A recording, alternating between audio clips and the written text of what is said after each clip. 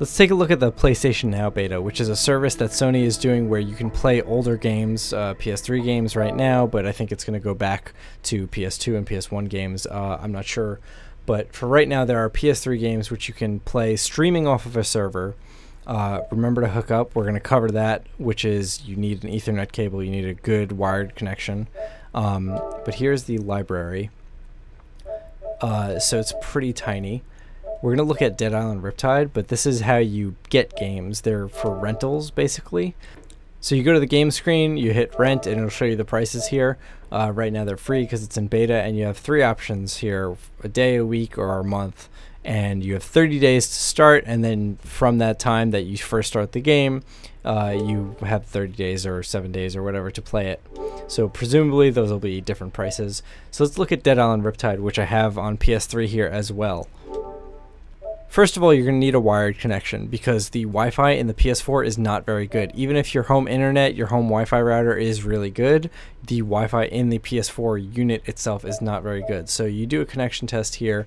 I'm on a Wi-Fi connection here, and unfortunately what it's going to say is that everything's fine. So they need to figure out some way to work around this, because you're going to test your connection and it's going to say everything's fine because your internet is fast enough. I can play at the highest possible quality, but that is not actually true. So this is the game running on the wired Wi-Fi connection.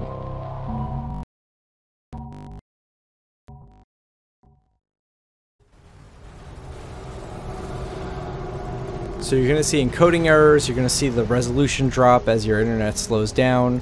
This might also happen on a wired connection if you don't have a fast enough connection. But once the game is wired up, it actually works pretty well. The biggest things to worry about would be the responsiveness of the controls and the visual quality. The video quality is actually pretty good. For the PS3 at least, it's outputting in 720p by default, and PS Now was giving me 1080p, so it actually looks kind of better. That might not be the case for every game, but for here, it is definitely not a concern as long as you have a good enough internet connection. Like I said before, if your internet slows down, that may change. The responsiveness is another problem.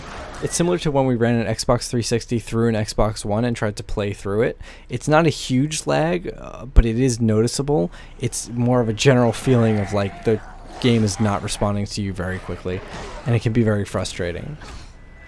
Hopefully they can improve the responsiveness, but maybe this will just be limited to games that are not very twitchy and fast.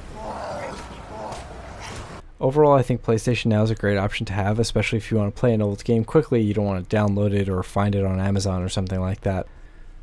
So I'm looking forward to seeing what comes out of it in the future.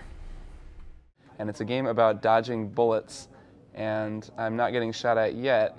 So basically, as I move forward, time speeds up, or time starts going normal speed, and as I sit still, time doesn't move at all.